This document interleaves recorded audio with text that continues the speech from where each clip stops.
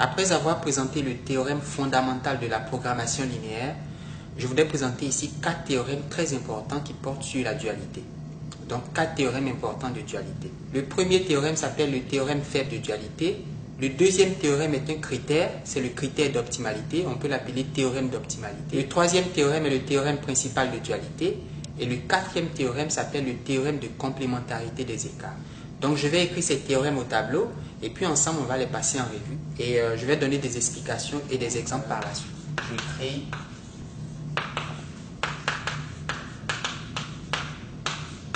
après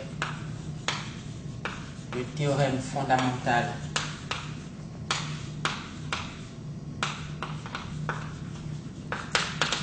de la programmation linéaire, on présente ici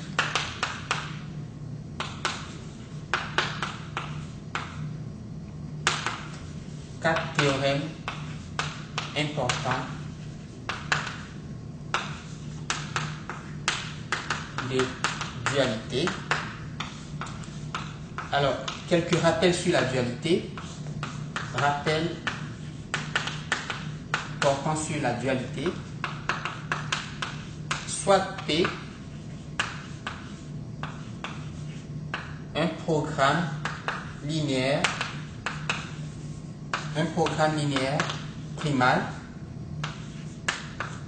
et D, son dual. Les formes standards du primal P et du dual D sont: si le primal est un problème de maximisation, on va écrire max de Z égale, j'écris C transposé multiplié par X, et je vais définir tout à l'heure ce que j'entends par C, le vecteur C, qui est en fait le vecteur des coefficients de la fonction objective Z, la fonction économique Z, et puis X qui est le vecteur des variables du problème, variable de décision et puis variable d'écart. Mais je vais y revenir.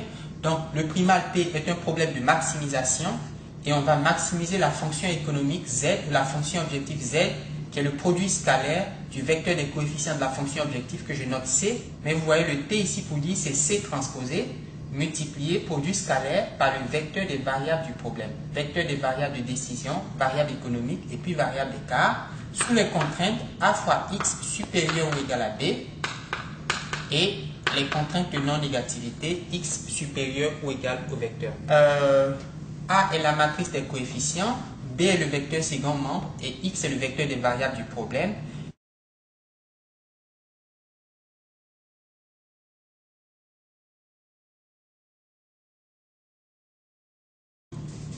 C'est plutôt inférieur ou égal. Okay. C'est pas supérieur ou égal, c'est inférieur ou égal. Donc, A fois X inférieur ou égal au vecteur B, X supérieur ou égal au vecteur nul.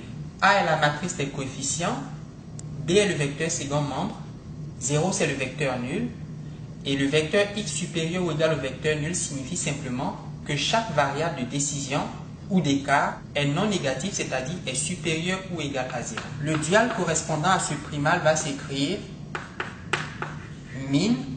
Donc j'ai un problème de maximisation, le dual sera un problème de minimisation. Et la fonction objective, j'ai choisi ici Z, donc je choisis ici W, va s'écrire.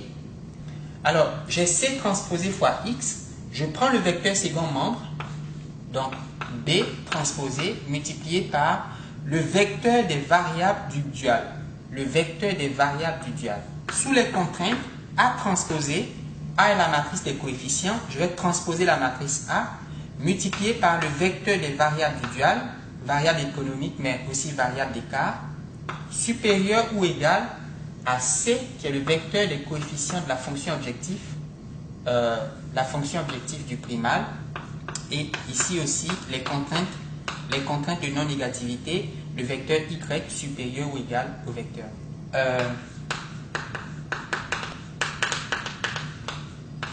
Définition: Z et W sont les fonctions objectives ou les fonctions économiques du primal et du dual, respectivement. D'accord? Donc, premièrement, Z est, je vais appeler la fonction objective ou fonction économique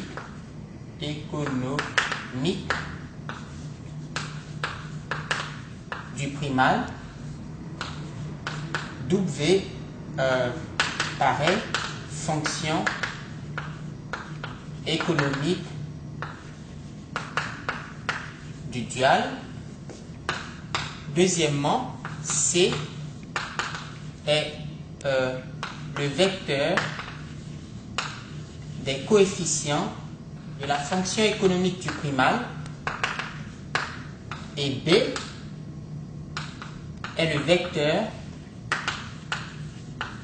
des coefficients du second membre du primal. A est la matrice des coefficients des contraintes du primal. Et vous voyez A transposé, qui est la transposée de la matrice des coefficients des contraintes du primal. D'accord? A est la matrice des coefficients des contraintes du primal. A transposé est la transposée de cette matrice, et c'est la matrice des coefficients du dual. Et B transposé, c'est la transposée du vecteur second membre du primal. Et puis Z égale à C transposé fois X. X et Y sont les vecteurs des variables du primal et du dual. Ok? Donc X, vecteur des variables du primal, alors que Y est le vecteur des variables du dual. Ok? Donc, prenons des exemples. Z égale 6x1 plus 5x2 sous les contraintes x1 plus x2 inférieur ou égal à 5, 3x1 plus 2x2 inférieur ou égal à 12, x1, x2 supérieur ou égal à 0. On peut réécrire le primal sous forme matricielle.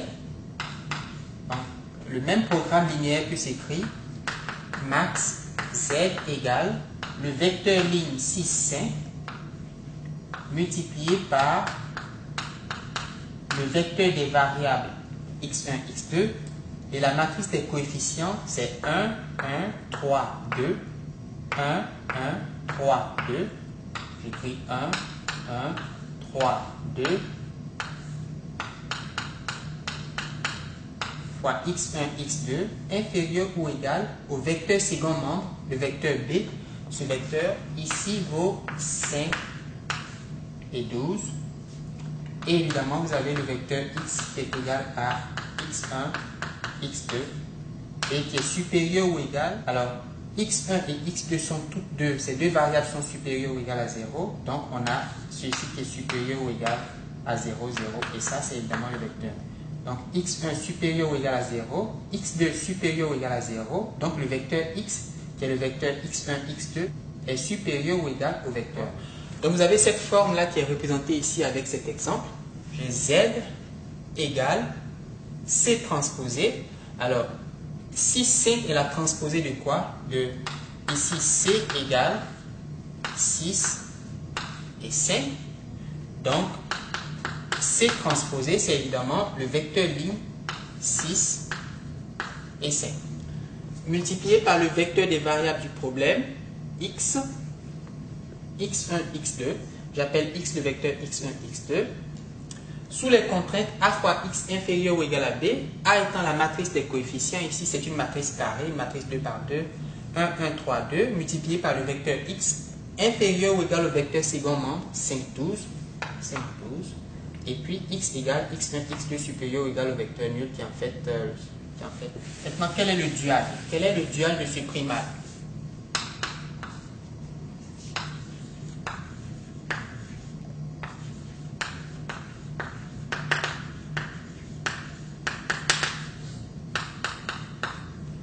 Le primal est un problème de maximisation, donc le dual sera un problème de minimisation. Et on va minimiser la fonction objectif, la fonction économique W, qui va être égale à la transposée de B multiplié par le vecteur Y qui va comporter deux variables, Y1 et Y2. Pourquoi? Parce que le primal a eu deux contraintes. D'accord? Donc Y va comporter deux variables qu'on va noter Y1 et Y2. Pourquoi? Parce que le primal comporte une contrainte, deux contraintes. Et puis le vecteur B, c'est évidemment le vecteur 5, 12, le vecteur colonne 5, 12, mais sa transposée, c'est le vecteur ligne, parce qu'on prend ici la transposée, c'est le vecteur ligne 5 et puis 12 en ligne. D'accord, donc j'écris min W égale 5, 12, Y1, Y2, A transposé fois Y supérieur ou égal à C, mais C c'est 6, 5, et A transposé c'est la transposée de cette matrice, 1, 3, 1, 2, transposé va devenir 1, 1, 3, 2. Quand vous transposez, les lignes deviennent des colonnes et les colonnes deviennent des lignes. Donc j'écris ici 1, 1, 3, 2,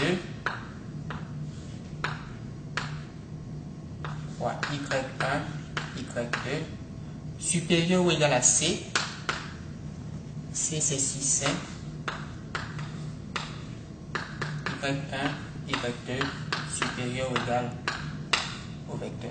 Autrement dit, le dual va s'écrire min W. Alors, le produit scalaire du vecteur ligne 5, 12 par le vecteur colonne Y1, Y2 sera 5 fois Y1 plus 12 fois Y2. 5 fois Y1 plus 12 fois Y2.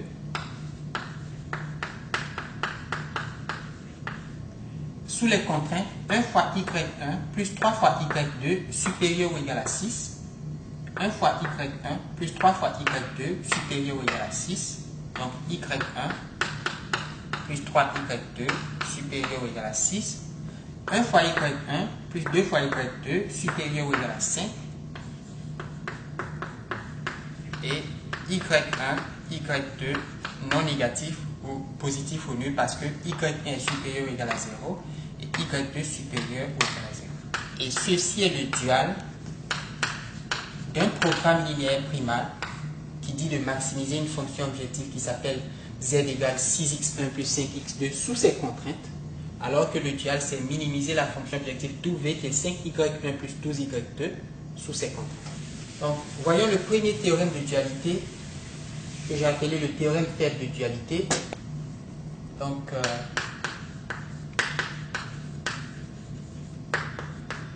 théorème 1.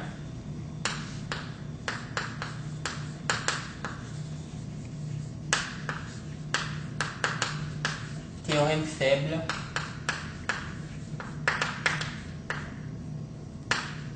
de dualité.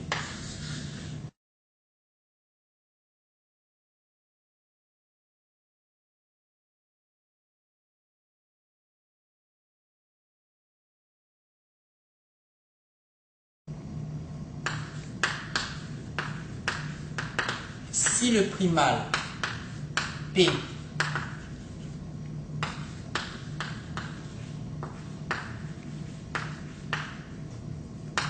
d'un programme linéaire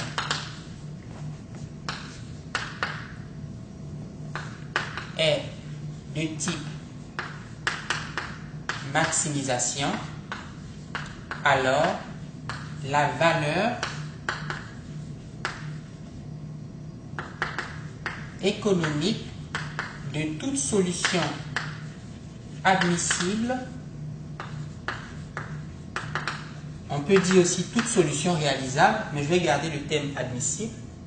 La valeur économique de toute solution admissible du dual D est supérieure ou égale, on peut dire major